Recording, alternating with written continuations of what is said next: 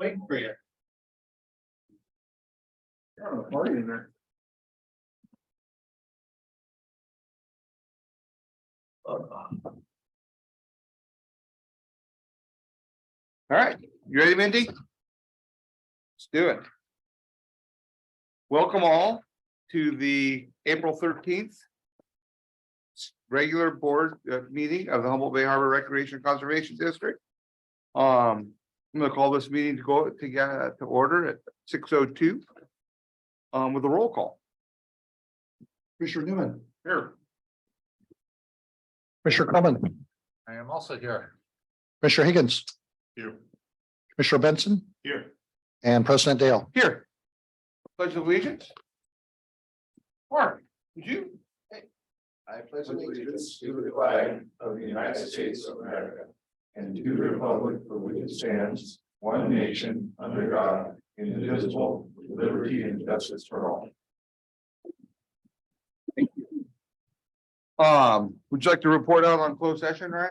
Yes, there was no reportable action taken during tonight's closed session. Thank you. So we're going to move on to this part of our agenda, allows the public to speak on various items not itemized on this agenda. If you would like to speak on items not on our agenda tonight, please approach the microphone, give us your name and where you're from, and proceed. Commissioners, Scott Frazier from Blue Lake. I have two items to discuss. The loan that was assumed by your commission from the county is not on the agenda tonight, correct? Excuse me? The loan that was assumed by the Harbor Commission from the county is not on the agenda tonight, correct? The Larry Ucker went to the It's not on county the board of agenda. supervisors No, meeting not on the agenda. and was granted most of what you asked for, correct? Scott, we don't necessarily we take. Okay, my question is, he was asked what assurity the county had that you could pay back a $2 million loan. And I was told verbally by one of the supervisors that he committed your future rents from Nordic and others. However, Nordic's not paying rent currently. So I'm curious how that's going to work out. Would like to have an answer in writing, please. Secondly, the reimbursable agreements for Nordic. I was at a meeting some time ago, about a year ago, with Larry in attendance, where he said, this commission is not spending any money on Nordic. We're being reimbursed for everything. A written request has been submitted under Public Records Act for the reimbursable agreement, and nothing was received that was the reimbursable agreement. So since some of your expenses tonight for Tenera, item 11A, are basically for Nordic, because there's only one customer for the 10 million gallons that Tenera is evaluating, I'd like to request a list of all the reimbursements your commission has received from Nordic in writing, please. Thank you. Anyone else like to speak on items not on the agenda tonight? All right, seeing none, we'll move on to the consent calendar. So move. A second. I have a motion and a second. We don't need a roll call. No roll call needed. Let's go. Call the question. All in favor, please signify by, You can open it up to the public. oh, they generally don't comment on consent calendar, do they? They can, It's included in the public comment section. A member of the public can request that a matter appearing on consent be pulled and discussed separately. Yeah. Request. okay.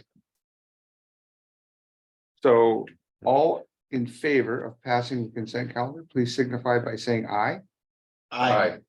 All opposed. Motion passes unanimously.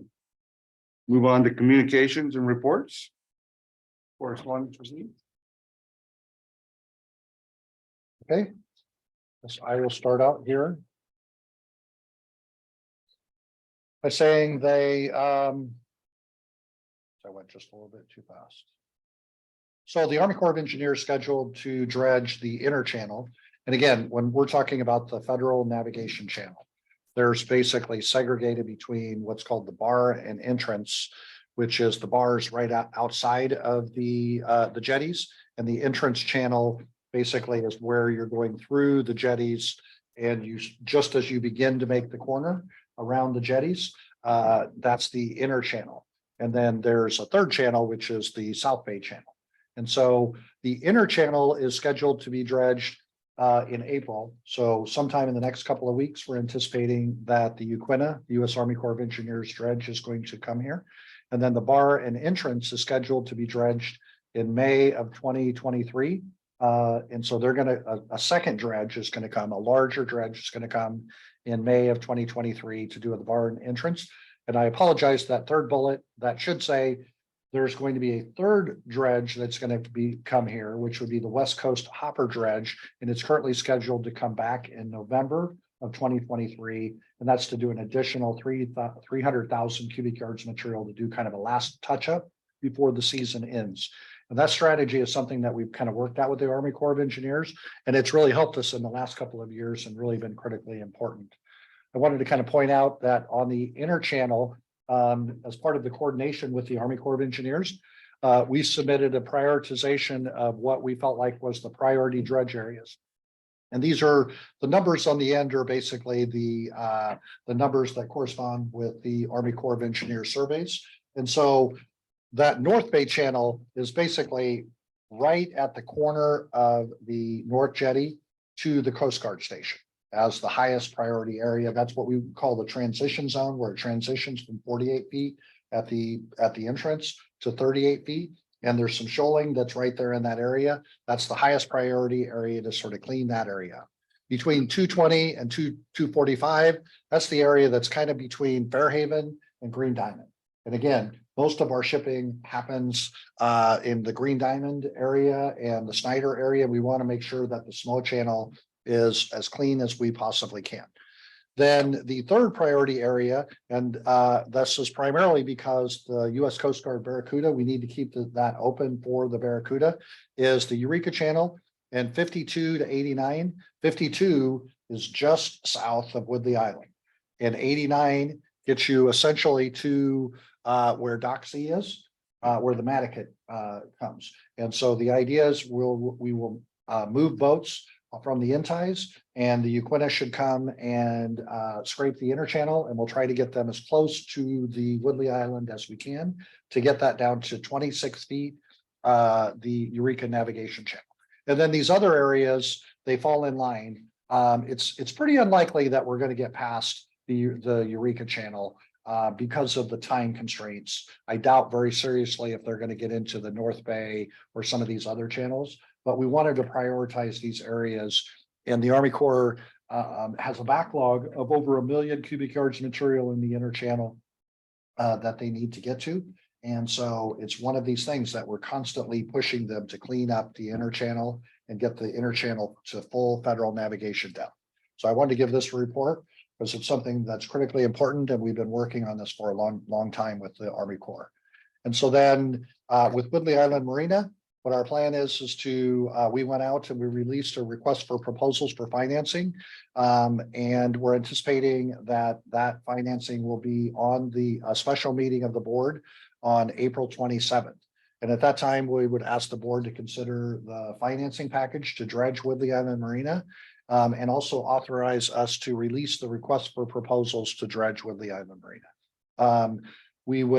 We're tentatively planning that at another special meeting, because we're planning to have special meetings for the next through between now and July, because of just a whole series of events that's coming up between dredging and financing and some of the other things, of just the timing of these things. And so we're looking to award the contract of the dredging if the board gives us that direction. And then the dredging would occur between July 15th and October 15th during that dredge work window. I wanted to bring to the board's attention, I had sent to you a couple of days ago, SB 286, which is Senator McGuire's introduced legislation, and it's part of offshore wind permit streamlining. And there's a few things that are in there, and I just wanted to encourage the public. And I also transmitted it over to the county planning director and had met with him a couple weeks ago on this SB 286 about how we're coordinating permitting with the new terminal project and the county and the Coastal Commission and State Lands Commission and the other agencies. So it's something we're working with Senator McGuire to try to do permit streamlining. Then lastly, I wanted to mention that we have two cruise ships that are coming real soon. May 7th, the Scenic Eclipse is going to be coming back. And then May 11th is where I'll leave that to Aaron to say that. But we want to get some work for our longshoremen that I see here. So I can't wait to see them out on the Snyder Dock on May 7th and May 11th. And hopefully some of the members of the public will come down and take a look at some of these beautiful ships. And so that is my report that I have. We're anticipating that there will very likely be additional ships that will come. These are just the ones that are scheduled for right now. And again, this is all part of, you recall, the board authorized a MOU between the city of Eureka and the Harbor District. And so Mindy and I have been meeting with them, and we're doing the cruise ship coordination committee meeting. And that's all part of this process that we're working on of getting some more cruise ships to come into the area. Chris, I put a couple of bullets here for you. If you could give to start you out. Absolutely. So next week we'll be meeting down in Shelter Cove to continue. We applied through DR 4683 CA, which is the current disaster assistance funds that are offered through Cal OES via FEMA. So we're meeting with them on a recurring basis. We'll be down in Shelter Cove on Wednesday, along with SHN, to do a deeper damage assessment. We have approximately 60 days. We're in day 14 right now. Well, not exactly, but we'll be on day 14 when we're down. So we're diligently working. It's a small window to report all of our damages so we can ensure that we're eligible. Most specifically, we're repairing the breakwater and also the toe of the road, which goes down. So that's occurring. We have two new harbor maintenance workers on. One is a seasonal maintenance worker. One is a replacement for a long-term employee that's moving to Oregon. We're very sad to lose that individual. In cases emotionally sad. It's a very strong bond, but we picked up a pretty incredible individual who is already a shining star on the team. He's been here about 2 weeks as of tomorrow. Our seasonal fella changed his career from being a chef to coming out and enjoying the Embarcadero, and so that'll be a nice change of pace. We're kind of think it'd be nice to retool and train somebody from the ground up. This week I spent several days attending the Pacific Coast Congress of Port Masters or Harbor Masters and Port Captains. There were a number of different courses. Other staff was there. Rob presented. He'll talk on that, but I attended dockside markets to help support our not only our boat side fish sales, but the idea of something that would be more of a conglomerate or more collective sale.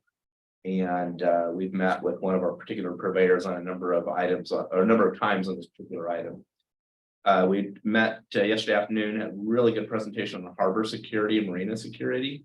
We're an open marina. We don't have gates on our docks and fingers, so people are allowed to walk around. So there's some extra things that we have to put into place in order to maintain that. Some we have, some we don't. Tonight, there's a proposal in the budget that we're gonna show you for that. We met on moorage and the rates, the management of the moorage, and we're not alone. Dredging is a big unfunded liability in nearly every marina out there. But some really good ideas. That particular class was, or particular hour was spent, was the presentation was off the charts. Finally, project management. And it was a different approach to project management. Having come from the private sector, now being 4 years in the municipal world, things are a little different. And this particular fella had made that same transition, but he's got a really unique approach to it. And so that was a very beneficial class for Corey Moore, our marina manager, and myself. And then I attended somebody, a familiar guy, presented offshore wind, so I attended that as well. My report for today. Thanks, And Chris. I'll just add two things onto that is that as was Chris was mentioning, this last week, there's this conference that's occurring at the Red Lion Inn, and where there's ports and harbors from Valdez, Alaska to Half Moon Bay. And so it's good to get some of the what's going on in some of these other smaller harbors and ports that are commercial fishing oriented, and to sort of hear some of those things. The other thing I wanted to say on the Shelter Cove is that at the board's direction is that I reached out to the general manager and had asked him about setting up of the possibility of the board having a meeting down there sometime this early summer, spring. As we get going, in particular as that's happening. And so they thought that, they could accommodate us, and I just wanted to report that back to the board that I made that outreach. Thanks, Larry. Rob? There's so much I could have said here, but I just threw these on there. So we're going to be meeting with California Assembly members of Burr next week. He is proposing a new bill AB3 associated with offshore wind. So I'll give you an update next month on what that's all about. I'll also bring you more information on this event in mid-May that the county is hosting with the federal government called Partners for Ocean Wind Energy Renewables. It is effectively gathering OEMs, original equipment manufacturers from around the world, to come to Humboldt to see Humboldt. So if they're interested in manufacturing blades or towers or mooring lines, and they are thinking about California, trying to recruit them to come to Eureka, Humboldt Day, and consider manufacturing here. So the county did a really good job of recruiting a lot of people to that in collaboration with the Department of Commerce. So more to come on that. There's also the Pacific Offshore Wind Conference in Sacramento, the 8th through the 10th of May, with the subcommittee, offshore wind subcommittee attending that. And then be aware that Crowley is likely to have a ribbon cutting next week. Larry, do you have Next more? Wednesday? It's Wednesday, right? 3 o'clock at the work. And then also note that June 12th, it looks like BOEM, NRAIL, National Renewable Energy Lab, Department of Energy will be holding a conference here. So I'll give you more information about that.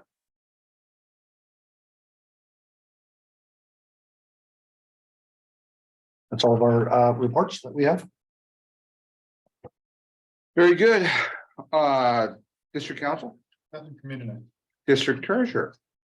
Give a quick update on what I've been doing. I haven't been here for a while. I'm here to hear about the budget and also go over the audit report. But a little earlier this year, I spent a lot of time getting the budget, the audit dealt with dealing with last minute questions from the auditor and updating the schedules and reviewing the draft. There was a couple of different drafts that we went through before we got to the final version.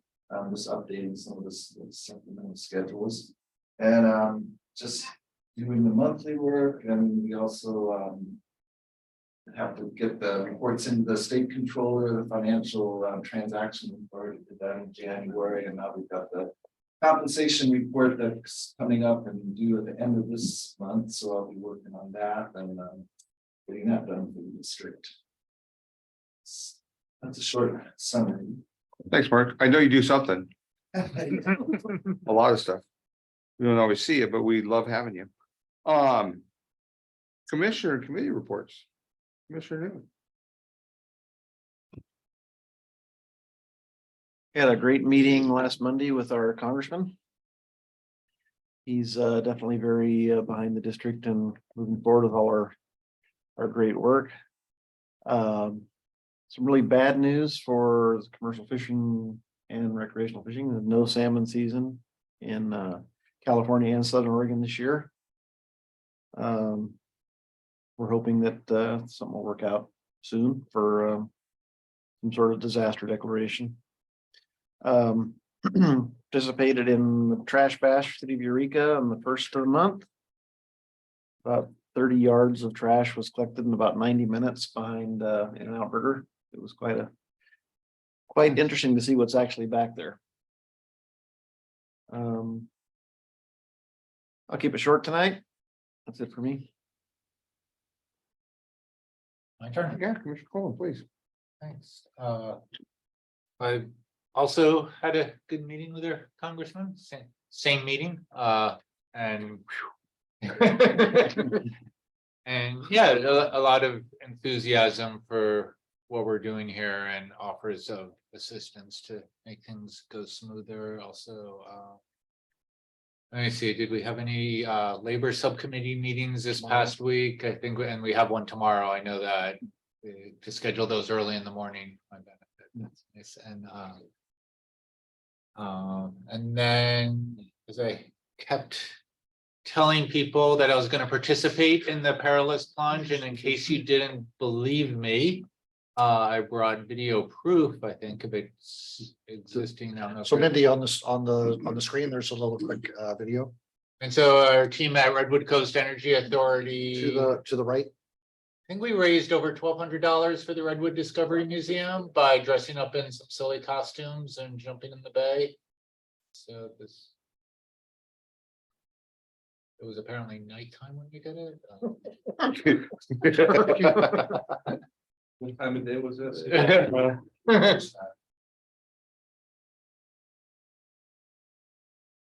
Yeah, it is what it was doing before.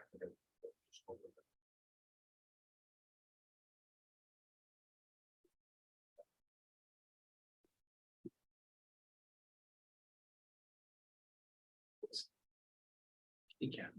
You just shut it.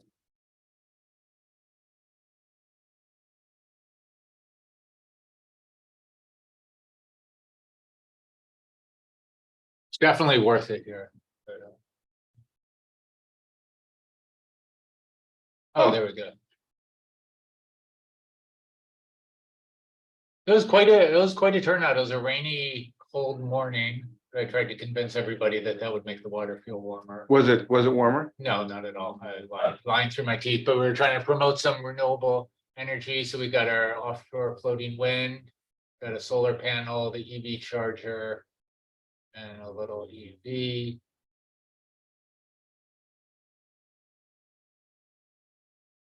And we actually won best team costume.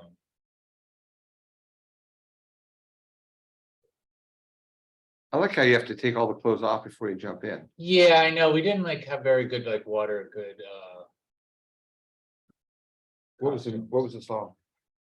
The electric slide. Oh, I like that. Yeah. Not sure I can sing the words. Took a long time for you to jump in. I know. There we go. There you go. It was very nice and balmy. Get out of here, get out of here. Somebody's gonna go get that hat, right? Yeah, someone. No, it's still floating around out there. If you see it out there, and kayaker picked it up. So just thanks to everyone who donated to the effort. I think the Discovery Museum ended up raising upwards of 30,000 from the. Nice, well done. And that's it. That's enough out of me. That's all you got? That's all. Commissioner Benson? Yeah, I had some ex parte communication with Natalie Arroyo from the Board of Supervisors, and I was very interested to hear her, see a lot of photos and some videos of her trip to Denmark to visit Nordic Aqua Farms facility there. So it was really great to see that and hear her, her stories about it and some of her thoughts on it. And it was inspiring. It certainly gave me a view of a very similar type situation as here, and what it looks like in the build out phase, and what the fish feed is, and and how these two circles have moving water that make them exercise. And it was really well managed. And it's also interesting to hear her some of her perceptions of how the communities look at it, who are around that in a very positive vein. And so it was good to hear that. I also brought Natalie up to speed on, she had missed the Board of Supervisors meeting where we made the request about the loan assumption, and just brought her up to at least my perceptions of of our obligation to close escrow, and the county's obligation to fulfill the lead abatement in the midterm, and that we sort of were talking past each other, not exactly understanding. And I talked about the assumption of what we always expected to be a 10-year loan, and how that was changed fairly last minute by staff to 10 months. And it's very difficult when someone offers a generous gift and you have to say no to it because the terms are untenable. And, just nobody wanting our first step towards realizing wind energy to be a misstep with the county. And so she's coming up to speed with that. And I had a similar conversation with Mike Wilson. And so I'm really pleased to hear that the 2x2 committee is going to meet with the county. And that, John Ford and Larry and others are going to, work out the devil in the details around this. So that's all I have. Thanks. We had a budget meeting also, budget subcommittee. You were at a budget subcommittee as well. Yes, I was. Larry, you want to help me with my report too? Well, the fish and the eel rubber. No, I have actually been preoccupied with activities in northern Mendocino County where the Eel River Recovery Project has found seemingly unlimited grant opportunity. And most recently, one of the most inspiring things I ever did was have half the Round Valley High School and half the Round Valley Elementary School class come down to the riparian zone of Town Creek, where the landowner had allowed Chris Tebbett to bring over cottonwoods 15 feet high and use backhoe to plant a gallery forest 350 feet long.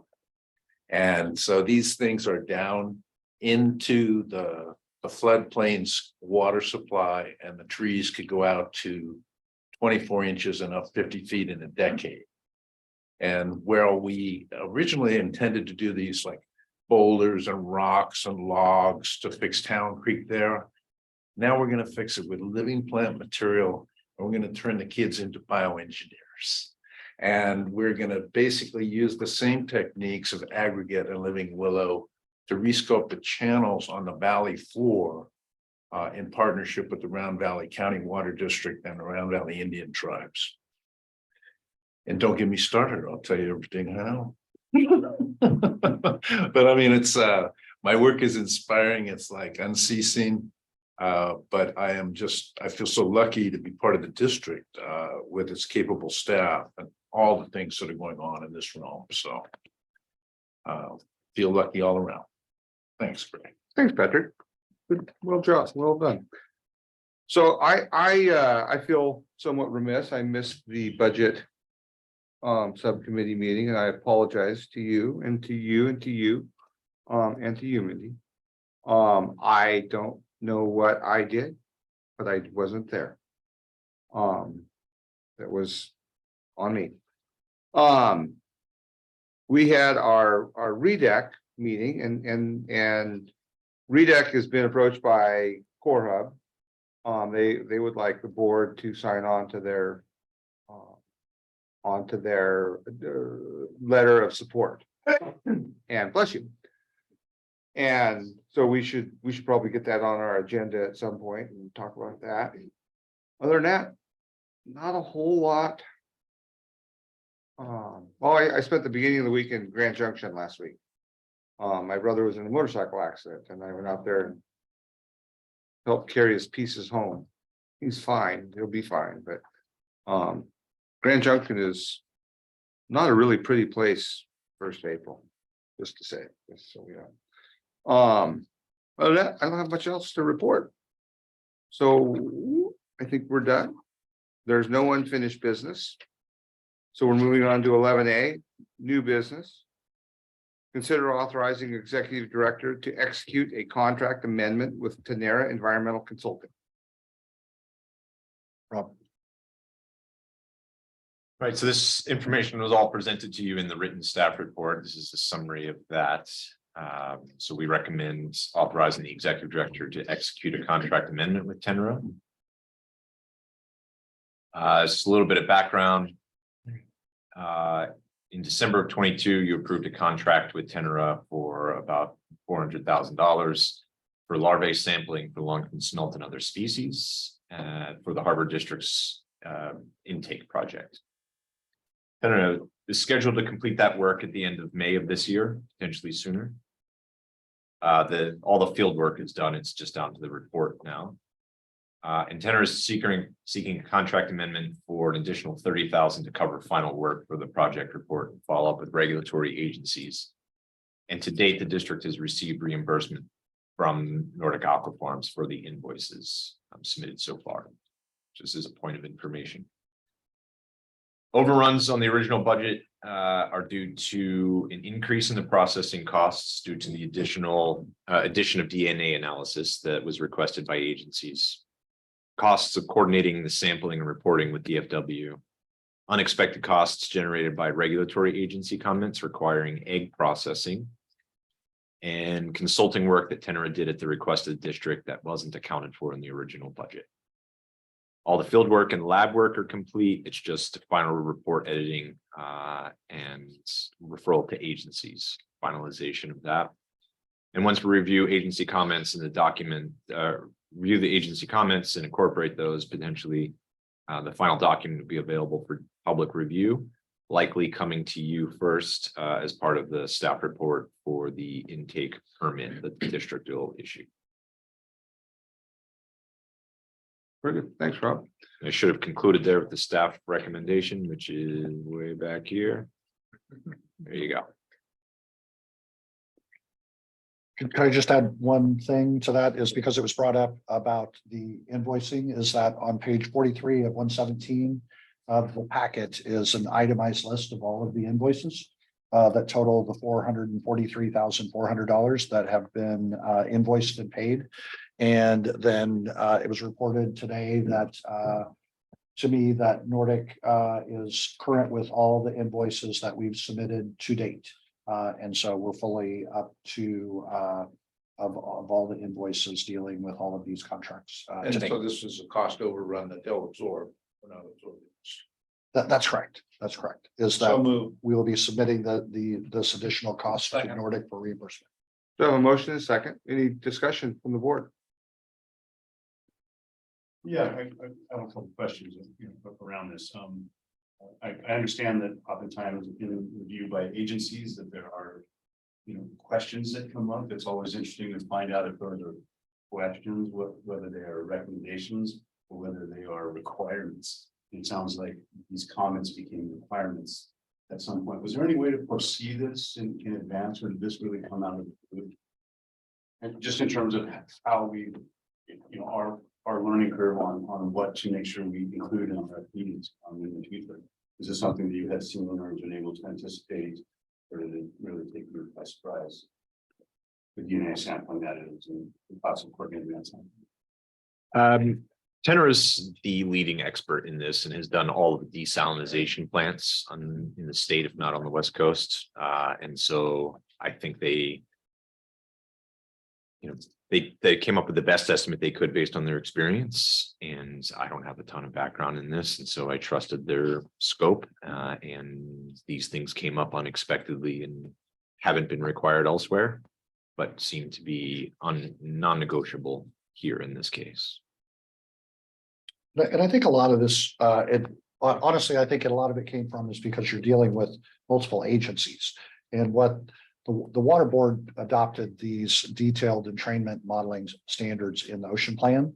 And then the coastal commission were all part of the review panel. And so it was primarily led by the coastal commission staff and the North Coast Water Quality Control Board staff in the regulatory review. And then what happened is because we're dealing with longfin smelt, we were applying for incidental take permit. And when you're doing samples that you're actually taking a potentially endangered species. And so we had to get the approval just to take the samples from the Fish and Wildlife. And because of the incidental take, which was slightly different than just the standard entrainment modeling samples, then there was some additional requirements that were put on by Fish and Wildlife dealing with the incidental take issues that were a little bit over and above what we anticipated through the normal entrainment modeling that was primarily spearheaded by the Coastal Commission and the Water Quality Control Board. So, I mean, that's one of the many things that kind of came out of this. I might cynically offer that this is a firm with extraordinary capital, and the agencies just kind of go, oh, give me DNA. And so it's like externalizing costs of things that they want to know and putting them, just tagging them on the permit, and it goes on. It's it is pretty amazing how cascading these processes can be, where you think you've gone over the hurdles and then they change the bar. And I don't like to play the critic, but I think there's some truth in this. Oh, but you do it so well. I know, it's happened for me. Steven, Yeah, thank you for this report. It seems like it's less than a 10% cost change and, you know, a rather complex project, so I don't see it as anything of particular concern. We want to keep as tight a rein on our budget, whatever, and it's being reimbursed, so I don't see it as a very big issue, so thank you. Yeah. And it's good to have more information about the bay. Yeah. good science. Yeah, really, very good It's science. always good to have more science, but yeah, that's, people see a potential, someone to do the science and someone else is gonna pay for it, and don't know how cynical that is, it might be realistic. Very science. But it's important science, so it's good to have. All right, any more comments from the board? I'm gonna take it to the audience. Hello, Jen Call, Humboldt Baykeeper. Here I am in person. Been enjoying commenting at all the hearings online, and I wish that you guys would keep that up too. It's not like you typically have too many people here, but anyway, it's been one of the big improvements of COVID. You know, you can now engage on the water board if you have a full-time job and you don't, you know, You just Anyway. 30 seconds of your comment time. I don't have much to say Oh, okay. about this topic, but, and I wasn't planning on saying, but I have a comment for the critic over here. My understanding from talking to the various people involved with the sampling is that the money spent on DNA is money well spent, because they would have thought that they had a lot more longfin smelt if they hadn't done the eDNA. So I don't know if you've talked to people about this or seen any preliminary findings, but that's, and I have not, I've just talked to the people who. Yeah, I think maybe you should wait until you see the results before, you know.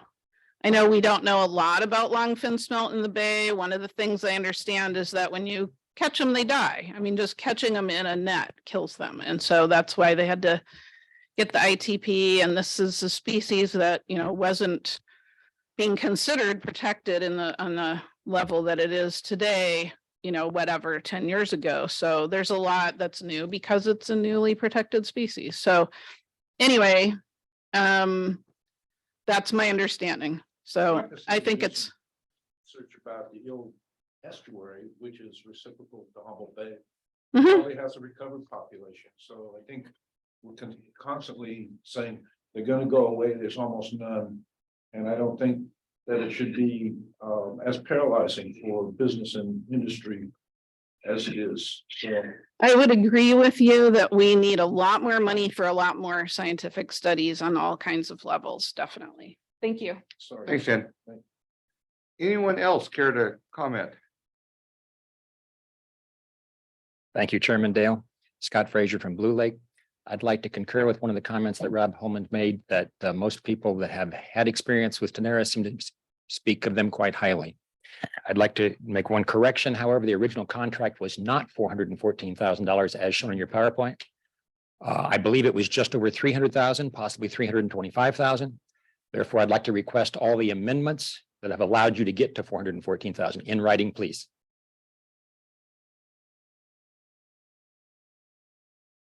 Somebody can nod their head or tell me to go home. Which is it? We just take a comment. Thanks, Scott. Well, but should I come back and make an appointment with Larry for the written documents?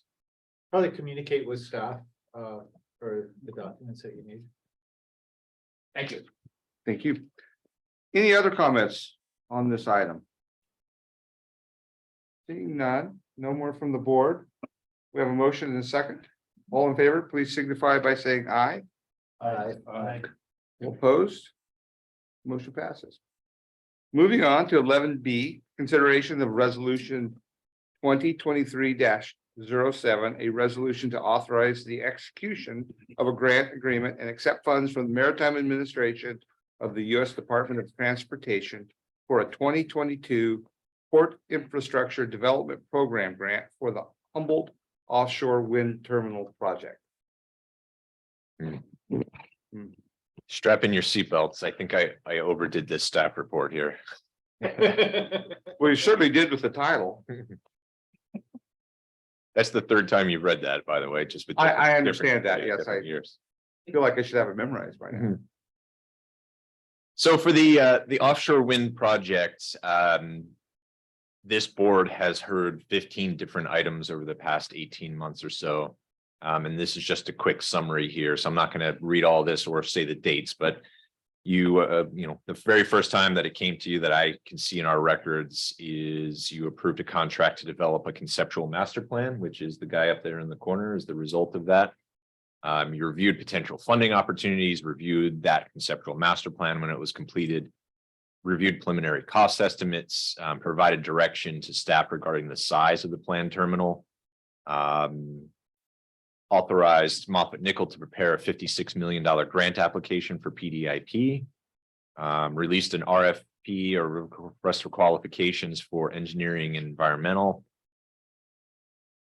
received approved the receipt of a $10 million grant from the CEC, then approved the contract with Moffett Nickel following that RFQ, received a report of upcoming grant application, then authorized the submittal of another PDIP grant, gave direction to staff about project labor agreement, adopted the property acquisition disposition plan, received a status update, and then adopted the resolution regarding offshore wind development and then the district's general stance on offshore wind.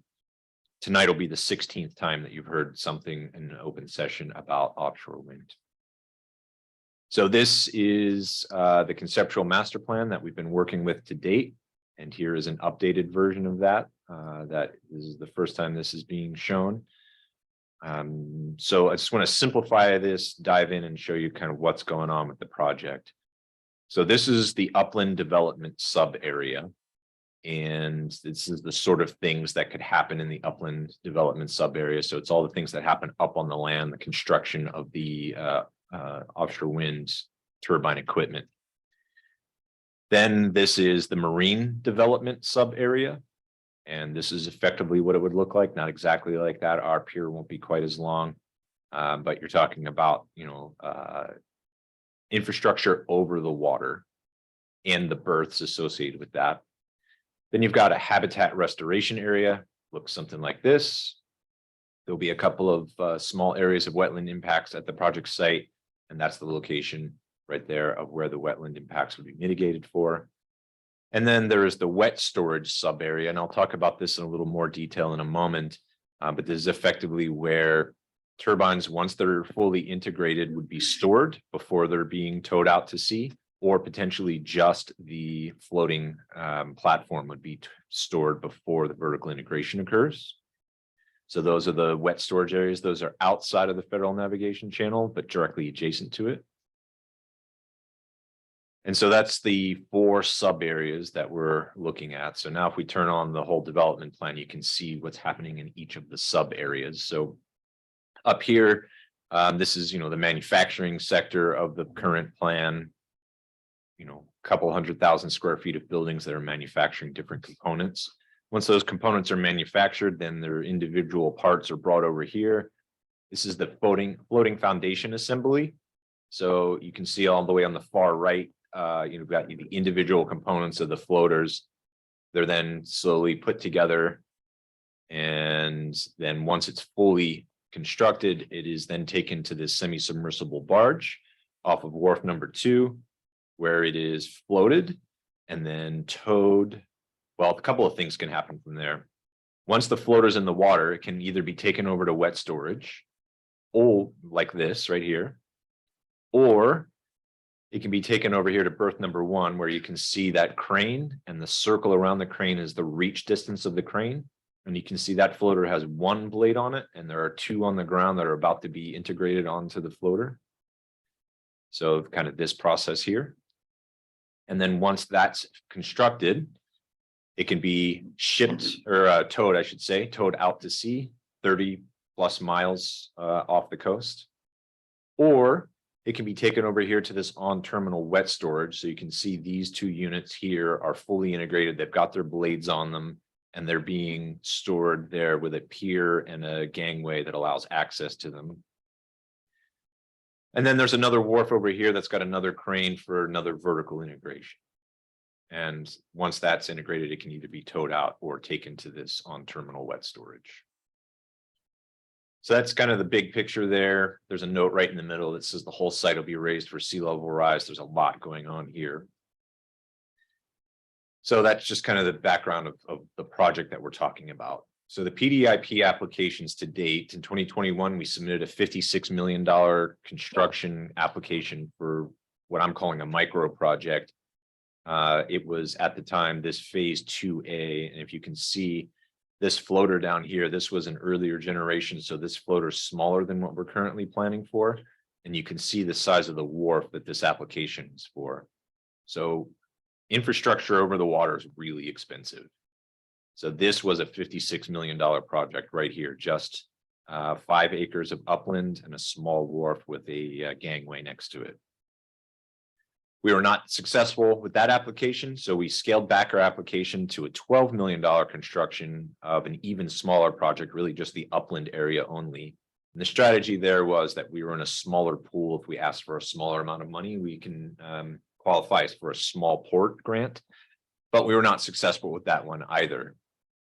So now our strategy includes Crowley. So we have the advantage of now having Crowley on our team, and they are thoroughly evaluating all of this. They've been successful with getting multiple PDIP grants.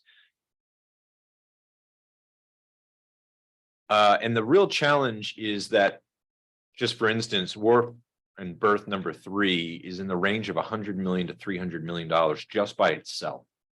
PDIP has a 50 or so, maybe $60 million cap. So we'd have to come up with $50 to $250 million to match that federal grant just to build the wharf and the berth for wharf 3. And it's effectively the same thing for wharf 2 and wharf 1. Each one of them is $100 to $300 million. With a cap like that, we just don't have enough money to make that project whole at the moment. So Crowley's approach is to go about this a little bit differently. So we had a debrief with MARAD, the agency that issues the PDIP grants, and said, why did we lose the last 2 rounds? Had extensive conversations with them. This is our first opportunity to work with Crowley on long-term strategy.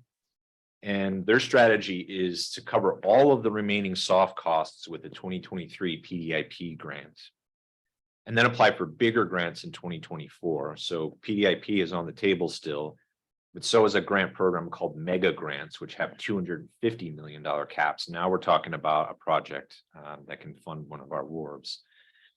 And there is a federal bill that's being batted around. All the lease money that goes to these offshore wind areas currently just goes to effectively the nation's general fund. This proposal would take all of that lease money for offshore wind areas and put it towards port development. So that's a potential major funding opportunity in the future. So our plans for 2023 to ask for $10 million to finalize all of the required studies and permitting, including all of that there. I'm not going to read all of that to you, but I can come back to it if you have questions. So we intend on matching the approximately $10 million request with a 20% match, somewhere around the $2 million range, drawn from that $2 million or drawn from that $10 million grant that we got from the CEC. We're still evaluating exact cost estimates over the next couple of weeks, so some of those numbers might change, but it's going to be in the $10 million and $2 million range. The application is due on April 28th. We estimate that we'll hear back in November. That if we're awarded, we'll receive money between March and September of 24, and that more grant applications will be submitted in mid-24. And we do have this long-term comprehensive schedule here. This is really still in a draft format, but I can give you some general planned milestones here. So October of 2023, we anticipate getting this PDIP grant award. Early 2024, we'll apply again for another PDIP. Mid-24, complete the permits.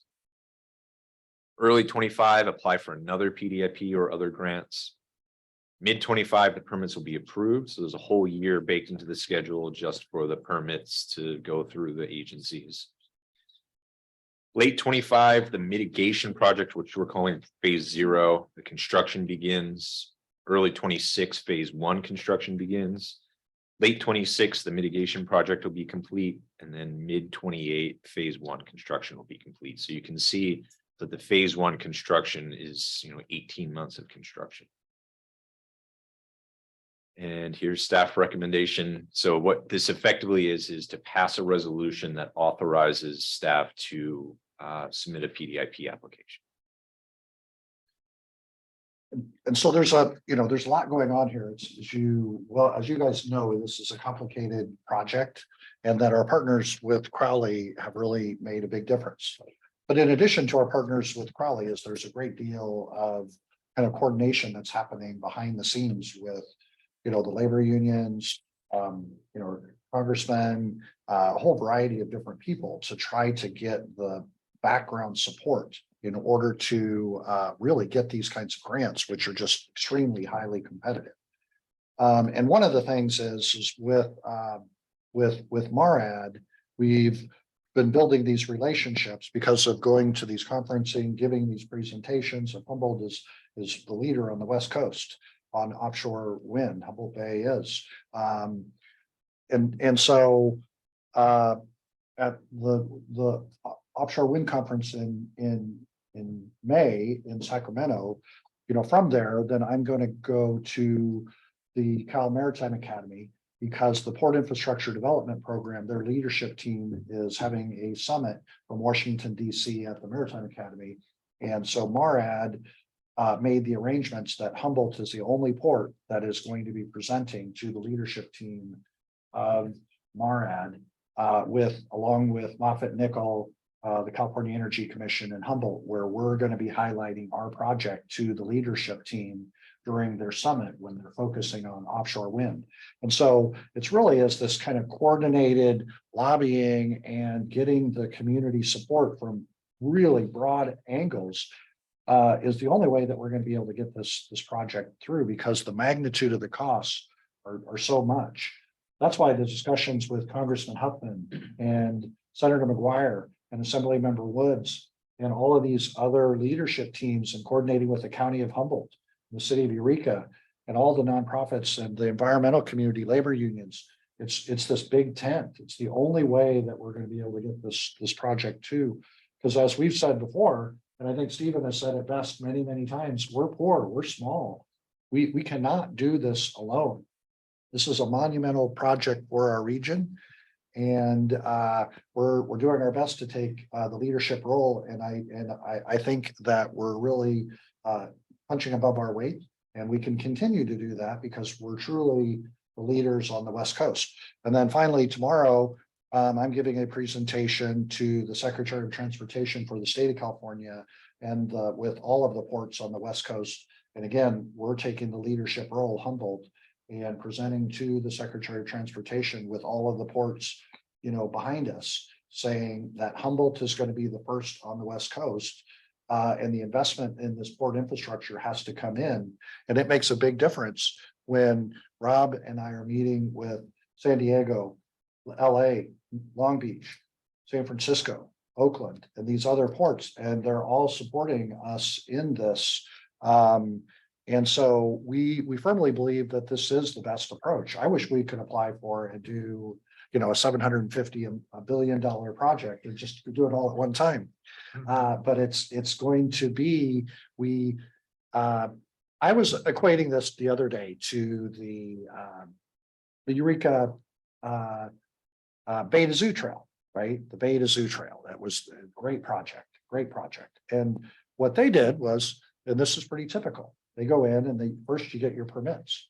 Then you get your site control and your engineering. It's the typical Caltrans Department of Transportation, is you do them one step at a time. And you get these because they're really expensive.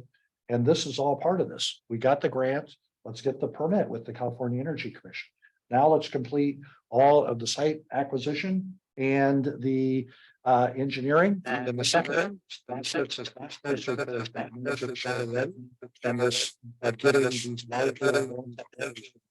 And in the meantime, it's the private sector, the tenants that are going to be using it.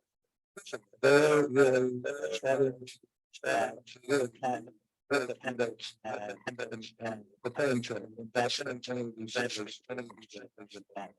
So, anyway, first and foremost, I really want to thank the office that was making this thing out of the place and Chris as also the team. And we actually have some committee we can do that as well. So I just wanted to say those specific things. Motion, I have a second motion, I have a second. Take it away. Couple questions. Use first comment. Thank you. One's just procedural because the agenda item does not match the resolution. So the agenda item is for a resolution to authorize the execution of a grant agreement. And the resolution is to authorizing the submission of a grant application. And so I don't know if we just need to make sure that the motion is correct for the correct resolution. Which I'm sure that's the motion that whoever made the motion is. Aaron made the Making. And also just I need to compliment Rob on these PowerPoints. He's probably like, every time, like, these PowerPoints just fascinate me and kudos on that, like the arrows moving all over the place, you know. I can barely keep my PowerPoints within the margin. But yeah, I mean, hopefully, you know, it sounds like that House bill for the lease payments coming towards port infrastructure is going to be like the really big lift and the big opportunity. But I know, you know, there's a lot of inertia towards getting this done and having Crawley on our side to help. I think is going to make a huge difference. So I think that's great that we were able to secure that. So that's all I have to say. Thanks. Any other comments from the board? Yeah, just to say, you know, I like Larry's, allegory that we're sort of, punching above our weight limit. You know, we're a welterweight or a featherweight, and we're in the heavyweight division.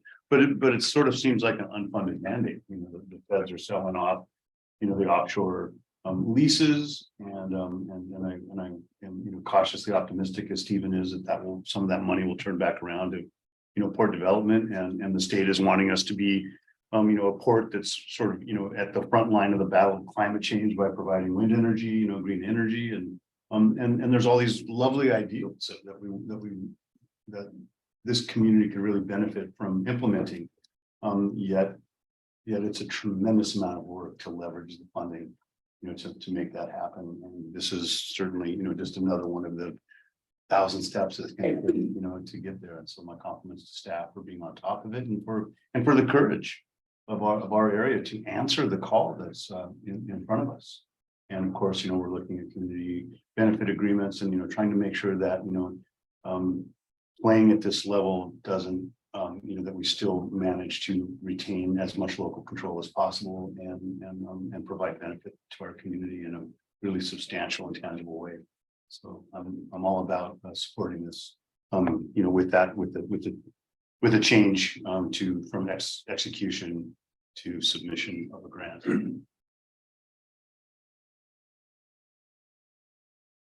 Any other comments from the board? I got a couple things. Thanks for that, Rob. I agree. Your presentations are always entertaining, always good, always accurate. And first off, do we need to change our resolution, or are we good with our resolution? The text of the resolution is correct. Okay. It's just the title of the resolution on the agenda, but if the summary that's below the title on the agenda is accurate, that it's the submission of a grant application and not acceptance of an award. So no change needs to be made. Okay, all right. So the other thing I had, so Crowley will be participating with us in our attempt to negotiate this grant process, correct? their lobbyists, their DC staff, Yes. they will be participating. We haven't really had that in the last two. Right. Crowley was with us when we talked to Marad. Okay.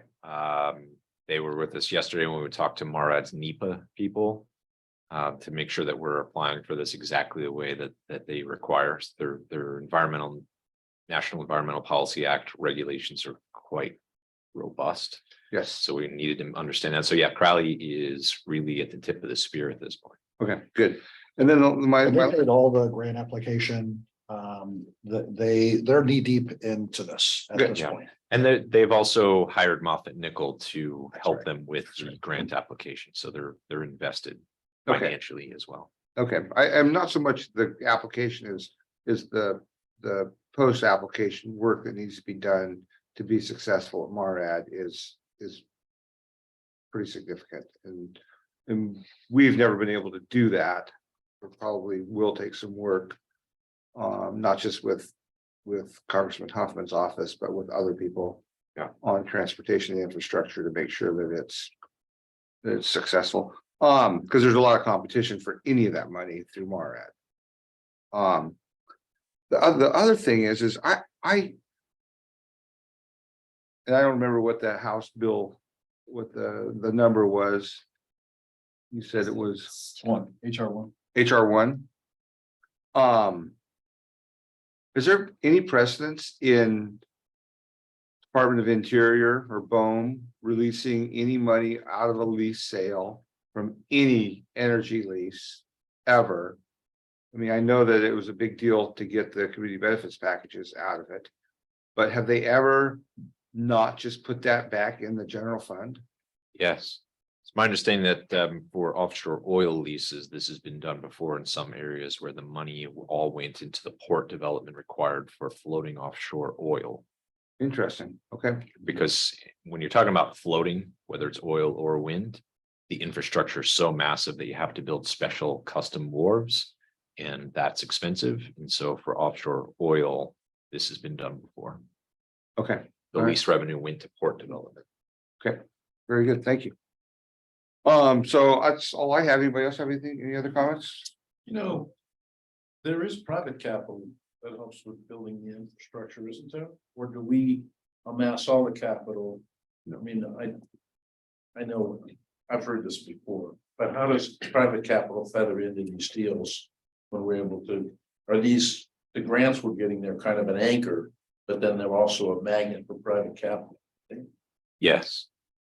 Okay. That's our goal. That's our goal. That's our fishing hook, our lure. Yeah, these companies that threw in almost $800 million for the lease payments might have a little pocket change left over to pay for port development as well. All right, so I see no more comments from the board. Anybody in the audience care to comment on item 11B? Thank you, Commissioner Dale. Scott Frazier from Blue Lake. Probably should note this in your calendar. I agree with Larry Utker. You are punching above your weight. And Larry explained to you earlier that you've got a 1 million cubic yard backlog with the Army Corps of Engineers on dredging. I'd also like to quote Greg Dale. There was a meeting early on where fishermen were in the room asking, how large are these ships to handle these large turbines? And there was some vague answers, but nobody was really positive. Maybe 40 feet, not 38 feet. And at a very pause in the discussion, Greg Dale said, maybe that's not the best site for this project. I'm going to have that engraved on a brass plaque so you and I can both hold it, because this is not the best site for this project. The site you promised to Nordic be a much superior site for this project. The amount of dredging this is going to require is going to be astronomical. And Moffett Nickel, I think, has given you in some preliminary reports an estimate of what, 270,000 cubic yards of dredging required? Possibly $30 million worth of work. If you already have a backlog with the Corps of Engineers, you might get this dock built with other people's money, and it might be functional for one day. But what we've had 2 years in the recent past where chip ships could only come in and load half full. They went to Coos Bay to load the second half of their load. This is not the correct site for this project. You need to have a robust alternatives analysis in your secret document, because anyone in their right mind would not want to come here and do this project when you build the site in the wrong location. There are superior locations, Schneider Dock, for example. And again, the night that Greg Dale and others were discussing, where could this be? Where can it function properly? Being closer to the throat of the entrance of the harbor would be far superior than what you're starting with Moffett Nickel. So just make sure that your alternative analysis is robust. Otherwise, you're going to have the same kind of problems you've had in the past getting this through the regulatory agencies. Thank you.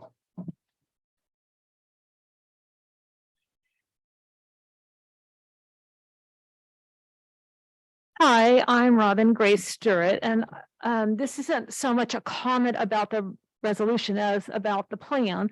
And I just wanted to be clear on something with the wet storage. Oh, and just so you know, everybody that doesn't know that I support the wind farm. But the wet storage and the area it's taking up just makes me wonder if sailboats won't have access anymore to the North Bay, because right now, when they're tacking against the wind, they're using that whole area to tack. And I've sailed to North Bay many times. Anyway, so I was just curious if that meant North Bay would become off limits to the larger sailboats that go under that bridge.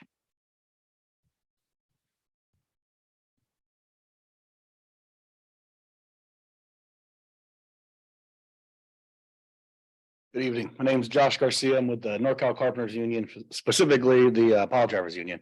Just want to put our support in for this offshore wind, of course. We've been tracking it for a very long time, past 2 years or so, with all the offshore wind conferences that you gentlemen attend and everything like that.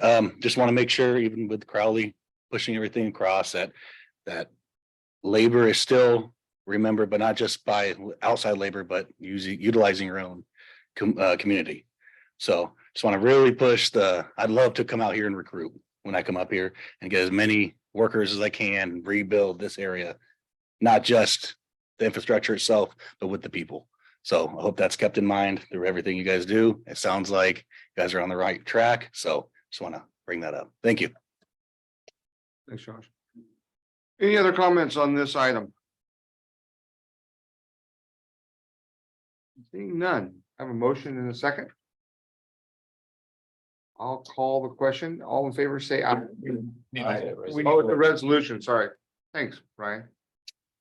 I wrote that down too. I didn't look at my note. Commissioner Higgins, Yes. Commissioner Benson, Yes. Commissioner Newman, Yes. Commissioner Coleman, Yes. and President Dale. Yes. Motion passes. So make that application, Rob. Consider it done. Okay. Third time is a charm. Item C, review of preliminary budget and goals for Woodley Island Marina, Shelter Cove, and Phil's Landing Boatyard. Chris, you give that to Chris. So as we're getting ready here, this is a motion that is part of our budget development process. And so we divide the budget up into various parts and we cover it during our meetings. Instead of having it all in one meeting. That makes sense? Makes it easier on us and on the public.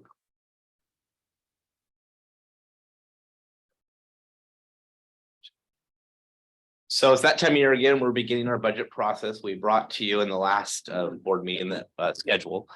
And so tonight we're going to review Woodley Island Marina, Shelter Cove, and Fields Landing. Here, we're asking you to receive a report, review the information that we share with you, and provide direction regarding our preliminary budget goals. And in the packet, it explains the rules or the direction as to how the budget is prepared each year. So getting right into it, we have some lofty goals for Woodley Island Marina, but these are necessary. And as one of the many hats that I wear at the district is, supporting our facilities team. I really want to encourage that we really take a deep breath and realize that the investment now more than ever in our facilities is necessary. So our large proposal here includes dredging Woodley Island Marina. We're budgeting approximately $3 million for that. As you know, we have an RFP out for financing right now to support that effort. Dock improvements, this is things such as weldments, rub boards, rollers, whalers, through bolts, approximately $27,500. Embarcadero and parking lot repairs. This is significant. This includes removing roots that have not only penetrated sewer lines, but now are rising to the surface, and they're creating pretty significant trip hazards. And in some cases are limiting access through our walkways that lead people from the parking lot to the Embarcadero. Interior painting, this is just finishing on a project that we embarked on a year ago, possibly a little longer than that. Roof repairs that we've continued to defer, but we're at a point where the deferral is no longer an option. This is probably more over the common area here in this building and the restaurant. These are flat roofs. These are not the tiled roofs that we see on the gable portions or the exposed portions of the truss roofs. And then security cameras. Security cameras is on here again. We've been unsuccessful in finding a system that's compatible with the voltage that we can operate a system on, but we have now found that. This is a $20,000 from Marina Lighting. I want to point out that we're working with a company called Wildan to do an on-bill financing program. But there is some investment dollars that happen from the district. This would essentially take all of our outdoor lighting, or the large bulk of it, to LED. The cost savings that are realized from a lesser consuming product would then be used for the repayment of what we would be acquiring. We actually think we may have a net benefit on this, and so we could essentially take that amount and grow our project and maybe look at some of the switch gear or the timers for the lighting. So the lighting control system, this may trigger what's known as Title 24, and if it does, we're giving consideration for that as well. So we want a very successful project there. So this is also a pretty large security enhancement. So we talked about security cameras. One of the things that we want to do is make sure they have the appropriate amount of light here, but it is bright enough, because remember, we have a number of liveaboard tenants, and we also have fishing operations that happen 24 hours a day.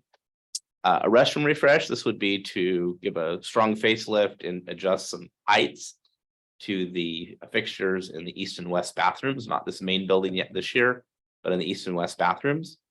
The entrance canopy, which brings you into the many front entrances here, is requiring replacement, and the walkway as well.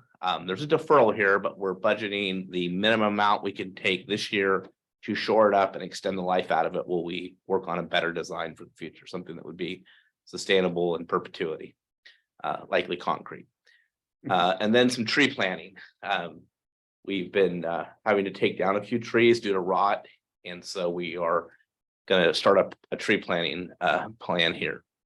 So it's a couple of different pages. You can see we're proposing $3,166,250. I want to point out the bulk of this is $166,250, just so we don't get too scared.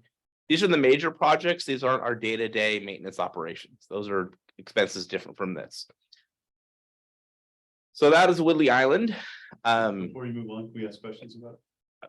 Yeah, I mean, I'm fine at any point. I mean, like per location. Yeah. I didn't see anything relative to additional storage areas for Fisher Folk. Yep. Is that because that's been substantially completed, or? That's a different project from this. That would be related to a couple of different things. That could be, we have an existing space that we can move tenants into, so we're not at capacity yet, and that will be people that could potentially come from RMT1.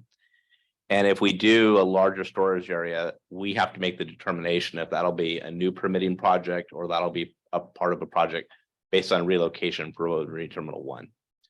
So that's a great question. It's just a bit different from what we're covering tonight. But yeah, I'm most happy to answer questions as we go along, please. And feel free to interrupt me. Some deferrals at Woodley Island. Love to put in some speed humps. In my parking lot repair estimate here, there is at least one speed bump in here. The expressway in the morning, 55 miles an hour, sometimes 35, but it's gotten to the point where we're in desperate need of some traffic calming devices. Yes, sir. Chris, is when you said roof repairs, is that a new, this is needed a new roof over this section? It's the flat roof. So this would be Corps of Engineers. Well, not the Corps of Engineers. They actually have a truss roof, and it's finished in tile versus flat roof. So we have a torch down roof, which covers our restrooms, some tenant areas, and 100% of the restaurant. Okay. There is a small crawl area over the restaurant, but the bulk of it is the operational parts of the New restaurant. roof or just patches? This is new. This Okay. would be a tear off and replacement. They Fair. could potentially go over the top, but there's a significant amount of carpentry that's necessary. So for that reason, I think we'll probably have to really realize it'll likely be a Good, okay. complete replacement. Okay. The maintenance staff's done a beyond remarkable job of keeping it together. I mean, it's really. But it's a love affair, and it's all day long, all the time. So we're just at a point where we need to move from that. So the deferrals, the speed humps, the entrance canopy and deck, as I said, we need a larger project. And so we're gonna choose to shore it up at this point in time. And then some tree deferral planning. In the past, we've asked for big deferrals here. We've said, yeah, we'll kick, dock repairs off a year. We won't deal with the outside lights, but you can see in this budget, we've really focused on the things that we need to do and the things that we can probably extend on a little farther. So I just want to put a shout out. We're really looking for some love for Woodley Island Marina. Chris, just a Yes, comment sir. on the tree planting. I know we had a previous conversation about native plants appropriate Mhm. for this place, Pacific wax myrtle, sickle spruce, short pine, et cetera. You might not want to defer all that money because depending on the size that you want, if you're looking for, 20-gallon to box size, those could take 5 years of nursery contract to grow, and they're not commercially available. You don't just go to Johnstein's nursery and say, oh, I want some of these. They don't have them on site. They need to know several years in advance. So you might think about just securing the nursery contract to grow those plants out so they're ready at the time you really want to plant them. So to have someone grow them in advance for Yes. us prior to, and that's something I'm not educated on. So thank you. Yeah. You're Yeah, appreciate that. Let's move on to Fields Landing Boatyard. We have, actually, am I out of order? Am I supposed to do Shoulder Kill and then Fields Landing? We'll go this route. So wash water operations, this is our boat water operations. These are our really positive, well-working operations down there. We have a special sewage discharge permit. And we're able to wash the boats and treat the water to a level that's absolutely acceptable. We do periodic testing to stay in compliance with our sewer discharge permit, special sewer discharge permit that we have with Humboldt Community Services District. The stormwater, however, a different story. Well, we've got our total suspended solids under control. It's the dilution that's been a challenge for us.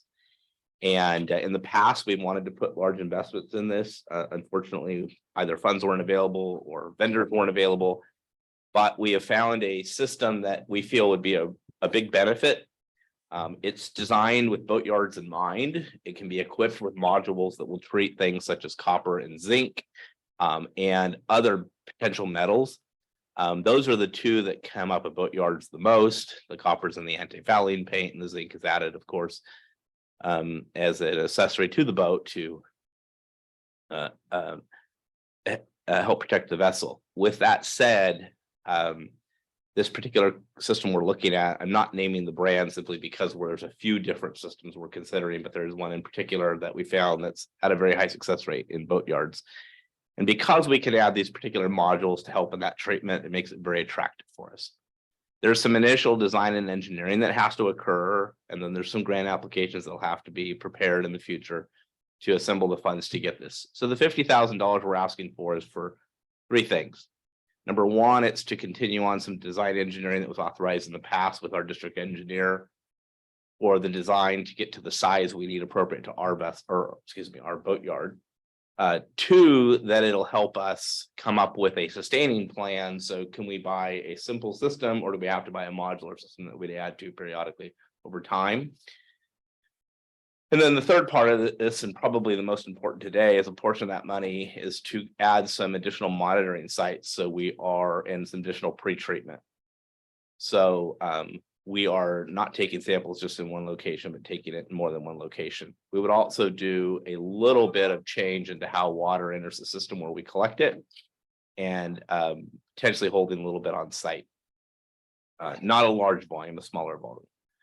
In addition to that, we have some money in here for sweeping and control, and we want to purchase a hand sweeper. So it would be a requirement to. It is a requirement to sweep after every boat is scraped or washed. Unfortunately, there isn't enough to go around. So we want to add some additional equipment down there to ensure that happens and one doesn't get missed. The other piece is we just ordered 2 pallets of a new boom material. It's a weighted material, so it sits almost flat on the surface instead of having its rounded bottom. Has a much higher success rate in collecting debris and metals at it. And so we're from that using this new boom material. We need to purchase a volume of it to do a specific layout. Doug from our staff has developed a way to lay these out that would have the highest impact. He's worked with SHN and then with the company that supplies this particular product. I'm going into a little bit of detail on some of these things. I obviously on Woodley Island I'm doing here because these are some things that I think these are absolutes. So there's money in there so we can buy the remainder of that particular material and these pillows that go over the top of our DI inlets. Again, we're catching the metals. We brought our total suspended solids down, but we still have the little tiny stuff that's bypassing us. So it's creating a high dilution level. So we want to get that little tiny stuff. Vessel pre-demo. We're trying so diligently to use a grant that we received through Boating and Waterways for vessel demo. Unfortunately, it requires us to take title to the vessels. And part of the lien process is finding prior owners or using special methods in order to do that. There's 2 vendors that provide that service. Excuse me, there's been a backlog with both of them, but we see a little glimmer of hope right now.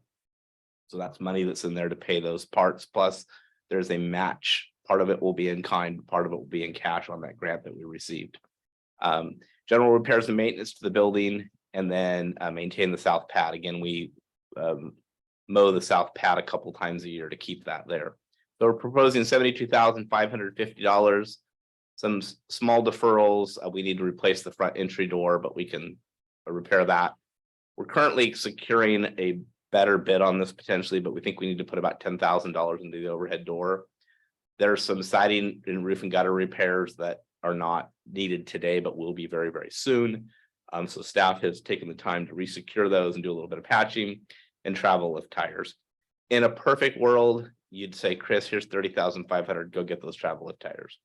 Travel lift tires are probably about $60,000. There just happens to be a surplus of them right now. And that's the price today. But I know we only have so much dough, so. And we do have 2 retreads on hand that we haven't put on the travel lift yet, but. Any questions before I move on to Shelter Cove? Yes, sir.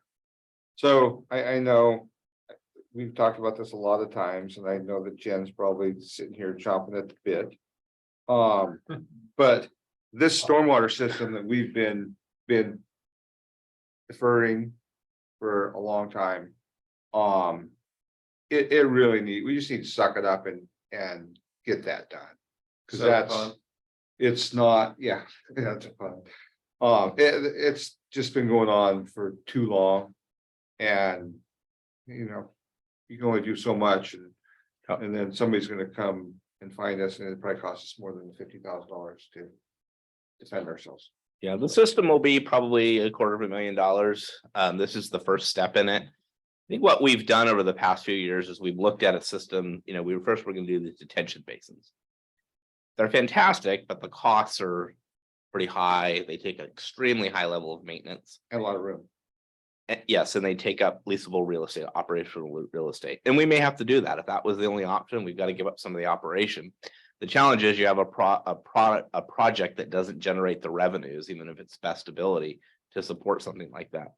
And so we started looking at what are smaller on-site treatment systems. And these package systems are pretty fantastic because they're designed in a way that not only can you install them in a reasonable amount of real estate, but they have different medias that you can use in the treatment process. They don't require the same amount of touching. And moreover, they're designed with an output that is already somewhat predetermined when your system's working correctly. So disposal of the solids after the fact is fairly easy.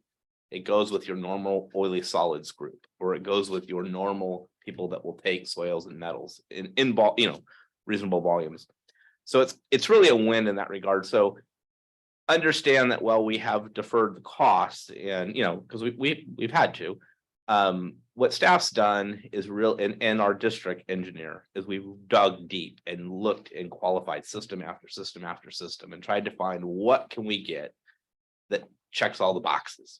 And I think we're darn close. I'm not gonna say that we're 100% there, but we're darn close. The good news is these manufacturers pay a portion of the engineering costs. So instead of us going out and spending 50,000 on engineering, we're spending $17,000. They're covering the other 33. It's part of what you're paying for. And I'm sure it's baked in the price. That's okay. But so, you know, as to your comment, 100%, but I do want to say that we're pretty excited about the road that we're on. Okay, thank you. Yes, sir, Yeah, Craig. Chris, another comment on this. Still I'm an onboarding commissioner. Absolutely. but, Larry took me down to Fields Landing and showed me the operations and the boat repair capacity there. And it's just running so under capacity in terms of the need on the West Coast for places to have boats repaired. There's 2 and 3 year waiting lists all up and down the Pacific coast. And so what I don't see on there is any kind of expansion planning budgeted. And it just seems that, the sort of business park model of having multiple vendors all providing different services. You're saying we don't have the money, we have to do 50,000 out of something that's going to cost 250,000 for water quality treatment. It just seems like I just like to see something more strategic, and maybe this isn't part of an O&M budget. This is part of updating the strategic plan or something else, but I just feel like I need to comment on that we're losing by being under capacity potential for generating more income out of that space that's going to turn around and help maintain. Yeah, we definitely are. There's no doubt to that. The situation is a little bit different. Right now, we have a tenant in possession of the premises. And so really, they are going to some degree, control that outcome. We do have planning and outreach that we've done in prior years, and for reasons that we could probably talk about in greater detail another time, there's some challenges there. We are looking to hire a study with Moffitt Nickel. Money is set aside this year, and the goal was to complete it before June 30, 2023. I'm optimistic that could happen still, in which they'll do assessment of the fingers, particularly the travel of fingers. And the idea there is to not only look at the current size and ability, but how we could expand it. Because the real challenge for us right now is, well, we have a very large travel lift. We're kind of in that mega fishing boat and below. And the market that's out there that's so inundated is just above that. Or it's a yard where there's more than just our current yard. And that's not to say we don't have a very qualified tenant, because the fabricators down there are pretty darn talented. But we are passing on some of these boats because either they're just a little too big for the travel lift, or there isn't enough of everybody here to do that. So you're absolutely right to mention a study on it. And I think step one is learning what we can do there. And so we're looking at the infrastructure right now and taking additional steps from there and building our revenue model. So thank you. Yeah. We've talked in the past about upgrading the size of the travel. Is that still something that we're considering? That's the one of the main reasons for the assessment of the fingers, is because we'd have to see, and the discussion right now is, could we upsize one or upsize the two that are there and add a third? Is it that it's just a complete shutdown, demo, rebuild? Probably not practical. And so those are the things. We reported, I don't know, probably 18 months ago that one of the engineers that was designed that actually approached us and talked to us about that travel lift, or those fingers. And, he's very interested and stays in touch with me periodically about the status of that. So yeah, the first step is to hire that marine assessment and really get a condition. And then from there, understanding the loads and what we have, all the as-built plans. Fortunately, we have the service that's been done. I think it's been done once over the 42 years that it's been there. And then from there, we could, make the decision, or the engineering as to, what are those next steps. And, there's 1,850-ton travel lifts and above around. So we do have a pretty unique, pretty large piece of equipment. The next, steps up are in that 220, I believe it is 250, 60 lift capacity. And I don't know that they're necessarily that much larger than ours, but there's just a little more, beam there. It's a little bit more overall height. I think that's really the key to making our boatyard a lot more successful. And we are losing regional boat yards. They're they're falling fast. And so we've got a pretty darn good situation where we are, but yeah. That's part of the bigger operational plan. So, Shelter Cove. So, Shelter Cove's kind of an easy one, other than geographically, but it's challenging to go to. Everyone that's present knows that we had to return our grant for a fish cleaning station. We couldn't get site control from the existing property owner, and that was one of the conditions in order to put that grinder in or composter in. And we exhausted nearly every option. We had a really nice run with the RID to see how they could help us, and I think they gave us a full effort. And the agency was very kind about it. As to date, we've had no issues there. There's no monies due. So we're gonna do a little bit. There's a little fence repair and some net repair that needs to happen on the current fish cleaning station, and periodically we have to put a few parts in the grinder. The beach and boat ramp, it's time for a repainting of all the curbs, and we have to replace all of our signage. And signage, for whatever reason, is sky high expense. And then I've got here kind of shaded because this is in process. I mentioned it earlier in my staff report. We applied for emergency funding or disaster assistance through the Cal OES FEMA DR 4683 with an initial cost estimate of $1 million to $1.5 million. At this point, we're authorized for emergency repair and assessment. But we've got to, really understand what it is we need to do. That's why we're going to be going down there next week, and then, put together our overall project from there. Probably going to exceed that number, but right now we have a very favorable response from Cal OES and FEMA, and we're engaged with them maybe every 3 days. So right now that feels really, really good. And there you go. Thank you. Absolutely. Well done. Any comments from the board? A question on Shelter Cove. I remember from your last staff report that there was some reconstruction of the jetty needed and some shoreline protection. So is that number $1 million to $1.5 million? Is that just based on some general projections? I know there's not quite a plan. Correct. Yeah. So based on the amount of debris that would have to be removed, finding an acceptable location to bring that debris, even though it's organic debris for the most part, can't just be taken anywhere. So some depth and area calculations were done to come up with a cubic volume. There is some assessment needs to be done at the heel of or the toe rather of the hill. So you go down a ramp or a road to hit the ramp at Shelter Cove. And so there's a little bit of assessment that needs to be done there. So there was an initial grab at possibly taking some existing boulders and putting them back, but on further inspection, there's a little deconstruction and reconstruction that has to occur. So that was kind of the $500,000. And then the $1 million that they had in their original budget was to do some repairs to the deck of the launching ramp, and then the remainder going to the breakwater. And what's happened is there's kind of a clean out or a flushway where the road meets the breakwater, if you will, that is by design. Unfortunately, it's completely washed out now, so it's not doing what it once was supposed to do. Boats are launching in the open water. They're on the very far edge, the southeast edge, if you will, of the boat ramp, and there's no protection there. The breakwater doesn't wrap around to protect that area. So I don't know if I answered your question. I hope I did. Any other comments from the board?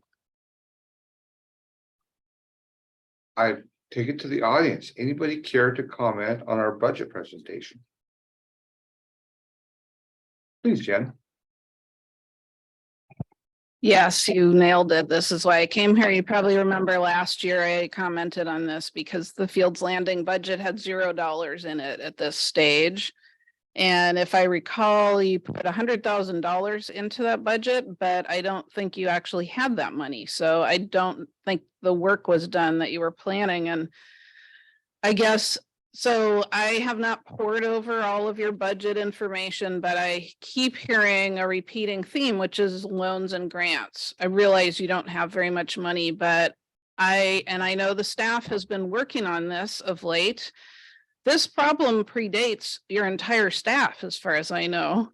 Maybe not Mindy, but probably because I know it was going on before you hired Larry. So, and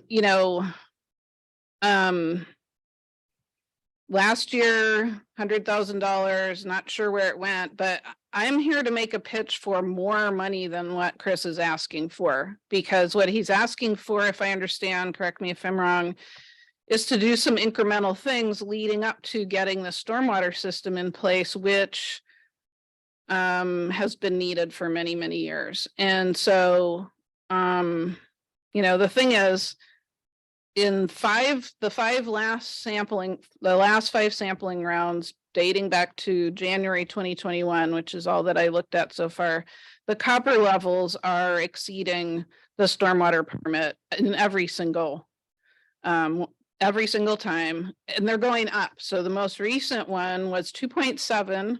I'm not going to get into all the details. This is like 80 times the numeric action level of copper. The zinc's a problem too, but I'm looking at the two fisheries guys here because copper is really bad for fish. Sorry, you're an oyster guy, not a fish guy. Sorry, Not a fin fish guy. Oysters probably eat copper for breakfast. they don't like copper at all. Oh, they don't? Nope. Okay, so anyway, so the copper levels are really a problem, and you guys are the harbor district. You're not just some discharger. So I'm here to make a pitch to put more money in the budget and go for more money. Baykeeper will write letters of support for grants or whatever we can do, but I thought you were gonna say you're gonna give us some money, but. no, I'm sorry. I probably have less money than you. Baykeeper probably has less money Hard than to you. imagine. But we're not borrowing money though, so we're not trying anyway. Anyway, I mean, it's kind of weird to sit here and hear all the talk about borrowing millions and millions of dollars to buy more property when the district is not taking care of the property that you have, especially because you're a harbor district. You're telling other people to not do these things that you're doing. So anyway, please, how about 100,000?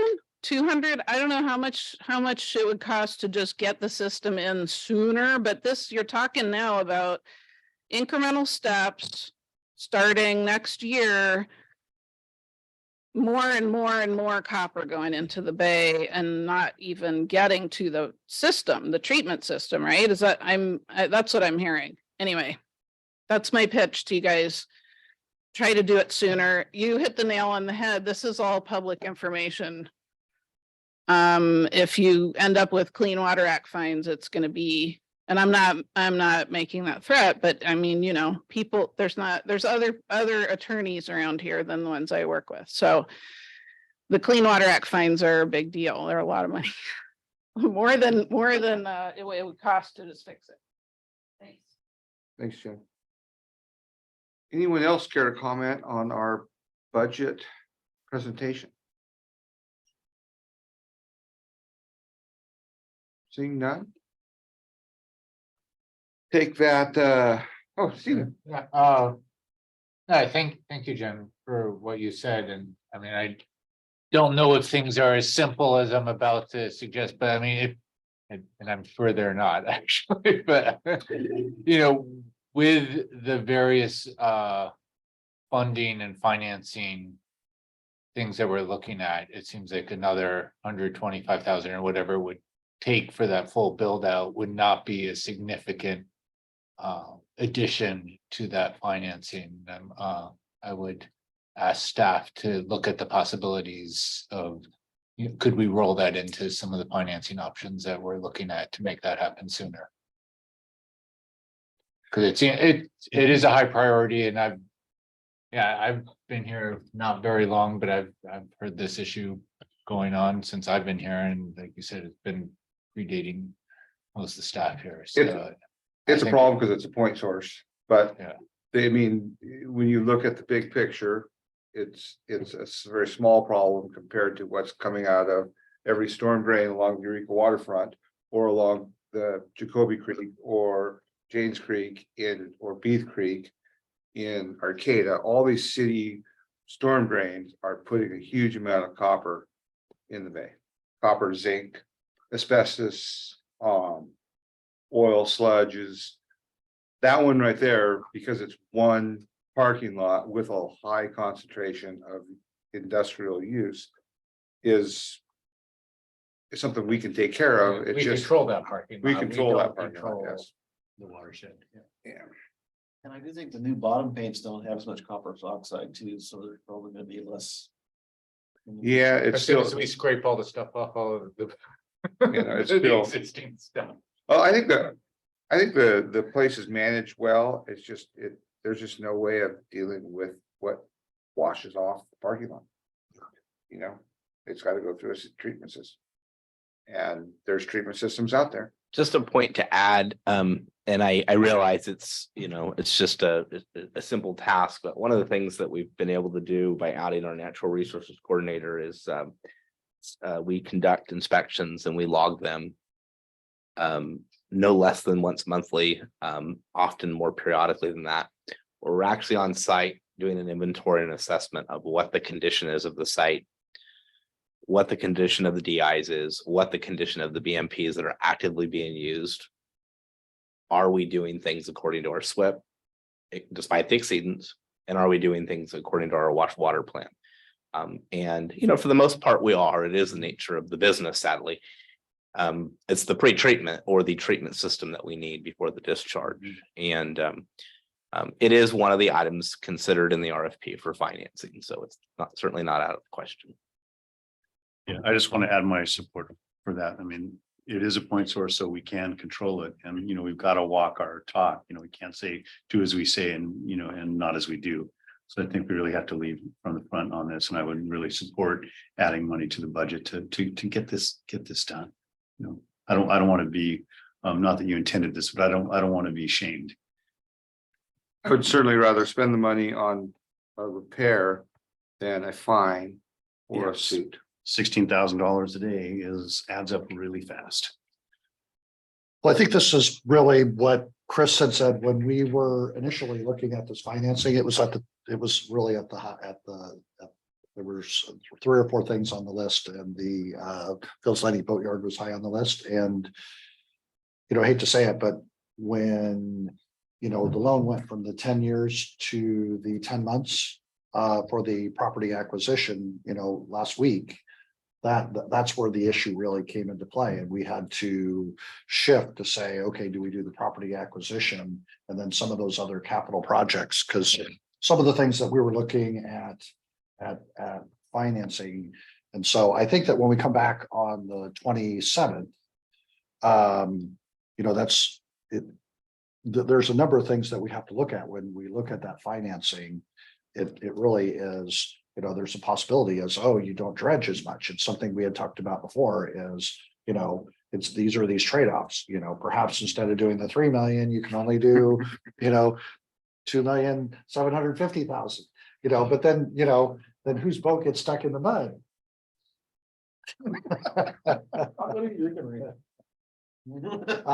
But yeah, it's absolutely It's a good place for it. dredging was the #1 priority. The Phil's Landing Boatyard is really the second highest priority. There's no doubt about it. Thanks for that. So no more comments from the audience, no more comments from the board. I think that was just an informational, right? So we are prepared to move on to item D. And accept an audit report for the 2021-2022 fiscal year put out. And I think it's supposed to be on RFQ for audit services for fiscal 2022-2023. Is Mark going to take this one? Yeah, I was hoping Mark could go ahead and run with this. Do you have really fancy pictures and a PowerPoint to show us? For this, so I didn't come up with my usual just awesome presentation, right? So I'll just do a real quick summary of the audit report, just hit the highlights. You know, the basic auditor's report is unqualified opinion. There's no special paragraphs, no special emphasis of matters that, you know, that might indicate some questions or problems. So that's what we want. That's considered a clean audit opinion. And then moving all the way to the back of the audit report, which is what most people do, look to see if there's any findings. In the there's a report on internal control and compliance as part of the governmental auditing standards, and that's also a clean report. There's no indication, no findings noted, and so we have no audit findings. So that's the ideal outcome that we're hoping for. The audit was done by Harshwall and Company. They're actually, I think when we first hired them, I think they were in Oakland. I think it looks like now, judging by the audit report, that they're in San Diego. And they do their reports completely remotely now, the last since COVID, and now even after COVID started easing up, they were doing it that way.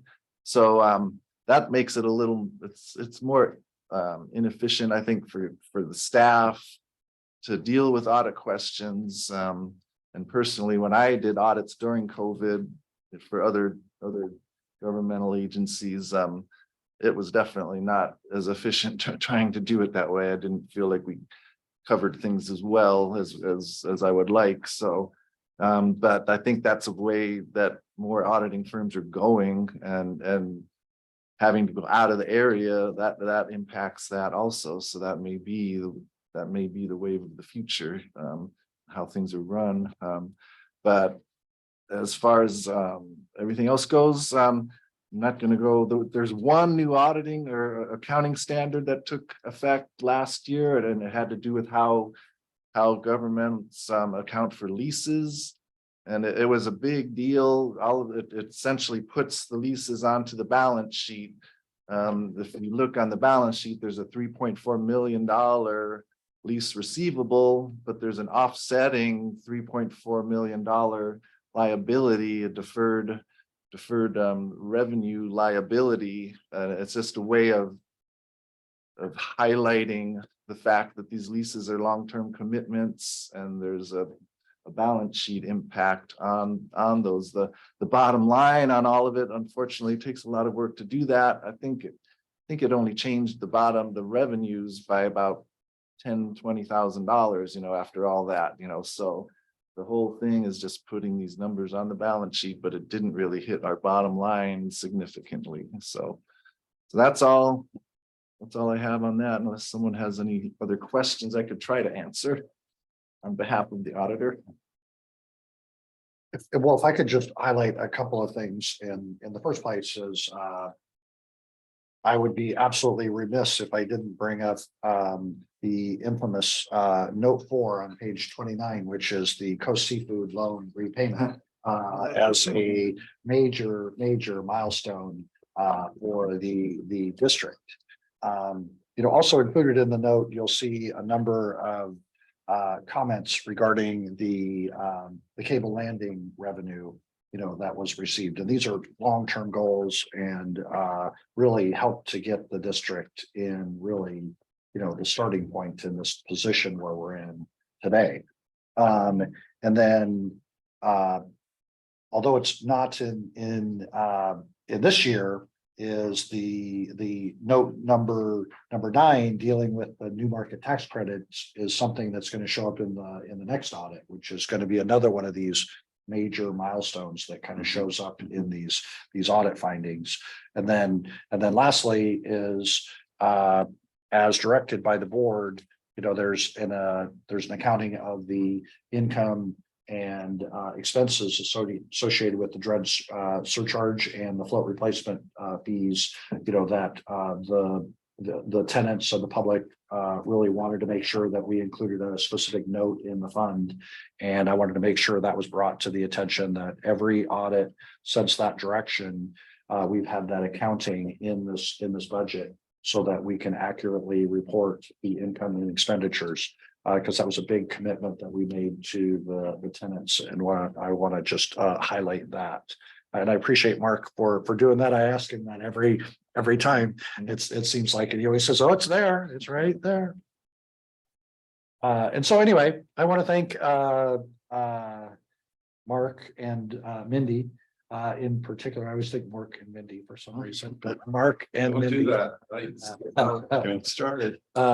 Because they do a great job. And when you don't have any findings as an organization or issues of concern, it's a major accomplishment. And that doesn't happen without a lot of hard work on Mindy and Mark's part. So I thank them dearly. I move to accept the report. Second. Thanks, a motion second. Any other comments from the board? Yeah, I want to make a comment. In my absence, I was put on the finance committee. I'm no Charles Schwab, so I have to be extra diligent when learning about finances. I have to put the time in our income table. We had 232 lines, the big Excel spreadsheet, right? 12 pages long.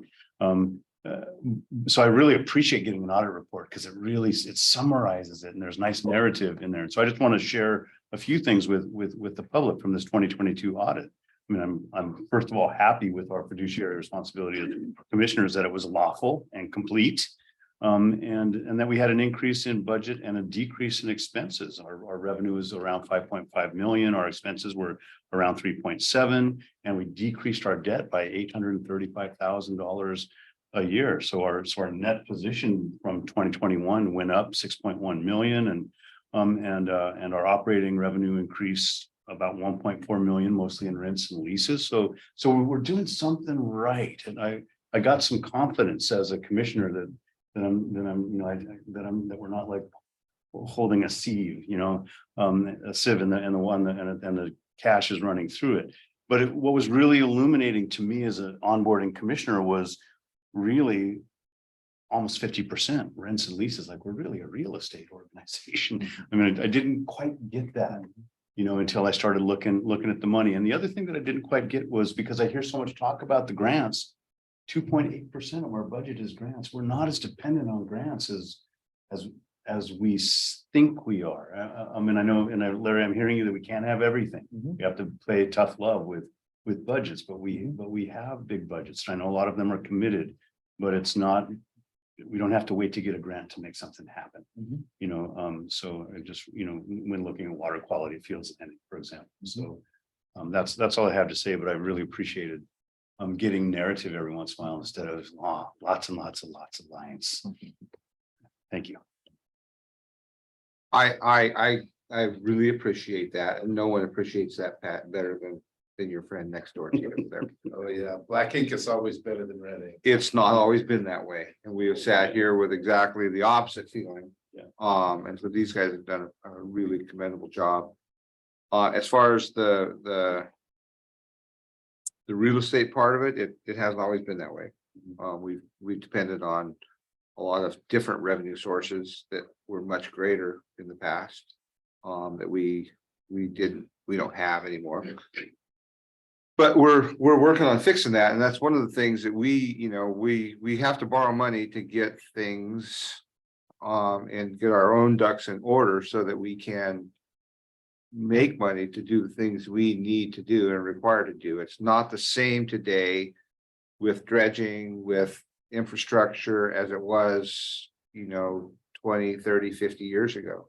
It's not the 1950s anymore. You don't just go do whatever the hell you want. It costs a ton of money to maintain this. That marina out there, it didn't used to lose money. I mean, it didn't never make any money, but now it goes backwards a lot every month. And it takes a lot just to maintain that. And we're doing everything we can as a district, and we have purposely done this, pursuing alternative means of revenue generation to take care of our objectives, not just port, but resource management and recreational management. So we're getting closer. We're not there yet. And thanks to the staff, we have we're doing a lot better. I'm pretty happy with it too. Yeah, thanks. As in mine, since we're talking about it, not to play too big a role on it, but I mean, we hear, the short time that I've been on the commission, I think it's getting longer. Yeah, you've been here a long time now, Steve. Okay, well, But some of you have been here, if I've been here a long time, I don't know how long you guys have been here, but I was born. you know. I wasn't even born when he came on the board. Yeah, I've heard, it's nice to get people coming to our meetings and sometimes, a select group comes to our meetings who will like to come yell at us at why we're doing everything wrong and all our financial decisions are gonna lead to ruin. And, since I've been hearing them, our financial state has gone from, Ruin. deep in, from ruin to like, you joined a floating ship, instead of a sinking ship, and I think we have to remind ourselves and congratulate our staff really, keeping to the path, like the said, even with loud voices coming in here and, loudly questioning every decision that we're making. Not everyone's been right, but they've been right for the most part, the decisions, not the loud voices necessarily. So, thank you. And, yeah, that's all I wanted to say, I guess. I guess it's nice. Hold you just so to some voices not in the room right now. Never say that. I didn't say that. But it's, but things are going good. Thank you. And by going good, then we can, spend some of that money to do some good things for the bay, for some conservation. We have to earn some money to be able to spend some money and get some things done. Increase some tax revenue so that we can have some money to actually do some of the conservation and recreation goals. Slip fees. Slip fees are a good revenue generator. Well, just to, Aiming that at me. yeah, just on particular tenants, we can very target them. I just want to just really recognize everything you've been saying. You guys have done a great job. And what came to mind of me earlier was the first time I walked through the pulp mill site when we acquired it, as opposed to the way things are now. It is really something, a decade of real progress. Makes $1 million a year now, right? Good job, everybody. That was our albatross, so. It flew. All right. No more comments from the board, no more comments from the audience. I'm gonna adjourn this meeting. You gotta vote. We have to accept the report. We got the report. And wait, was there a part of this about Do we need putting a an RFQ out for a? I'm not sure you actually went out to the public on this. I don't think you did. I think we need to do that. Go ahead and do it again. Oh, you guys didn't talk yet? Anybody care to talk? I did, not on the audit report, I did on the budget. Thank you. Would anybody like to comment on the budget report? And the request for the RFQ? We really didn't talk about the RFQ either, but I thought we had one more year of that Harshwall. Or do we have to go out for RFQ? No, we want to again? go out to, we'd like to do another RFQ. We've had them for quite a few years now, and it's pretty typical that after a couple of years, you switch auditing firms. And so staff would like to do a request for proposals to go out. So we'd ask the board to basically pass a motion to accept the audit and direct staff to prepare an RFQ for auditing services. Okay, I have a motion and a second, and I've had the board talk ad nauseum. I'd like to put it to the audience. Would you please step forward and speak your mind about audits? About audits and RFQs. Well, I just wanted to make a comment on your audit and where you're at. Wasn't that many years ago, we came here to a Harbor Commission meeting because the Harbor Commission was wanting to do away with our bar pilots and bring pilots in from out of the area, which you cannot do. They gotta be site specific, but you've gone from there to where you're at now. That's the comment I'd like to say, that, you guys were in a place, and it's probably before most of you was here, I remember. Yeah, But, when he first came on the board. I'm just saying that, kudos to you guys. You've done a good job. Because, if you don't have bar pilots, you're not a player in the game, so. And, you know, I just really commend what you guys are doing and moving forward, so, thank you. Thank you. Oh, I'm sorry, Rick Souza, Thanks, Rick. Local 14. We actually are recruiting bar pilots right now and training young. We have new 3 in bars. training. 3 in training right now, yes. Thanks to our current bar pilot. So, yeah, that is ongoing. All right, I've gone to the public. I have a motion and a second. All in favor, please signify by saying aye. Aye. All opposed, please signify by saying nay. Motion passes. Now I'm gonna adjourn, okay, Ryan? Did I forget anything else? Good to go. Have a good evening. Thanks, you guys.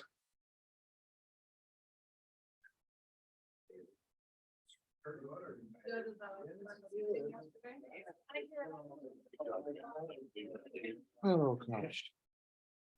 Scatterbrain?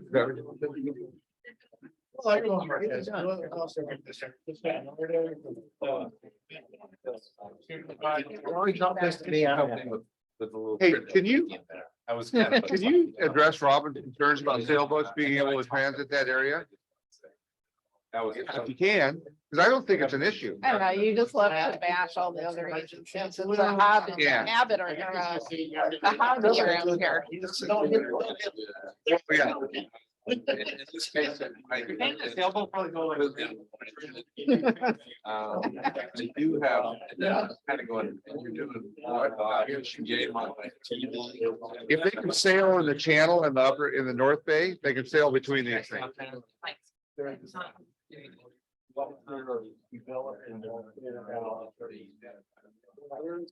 These will probably start bringing.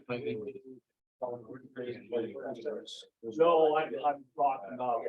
I signed all the checks in there before I came in. Yeah. I appreciate it. We're double checked, and she said that. Okay. So 38. Oh. I hear you. Yeah, anyway, Yeah, thank you, man. Thanks for coming. Now, where are you at? Where are you based out of? Oakland? Yeah, but Pile Drivers, we cover the one Union Hall and whole of Northern California. So you're not a member of that, you're not a part of local 3? Oh, no, I'm a local 34. You're a local 34, okay. Okay. Cause I've driven a lot of Pile in my youth and. We're the ground guys, right? Oh, you're the operators. Oh, they run the current. The guys plumbing stuff up. I was the guy on the ground. I was the oiler. I was never the operator. I was the oiler. And I was the guy that's getting the spatter on you, the diesel fuel spatter on you. So he's a drywall, right? He's shadowing me and he saw my heart. Especially if you got an old pile driver that's got this.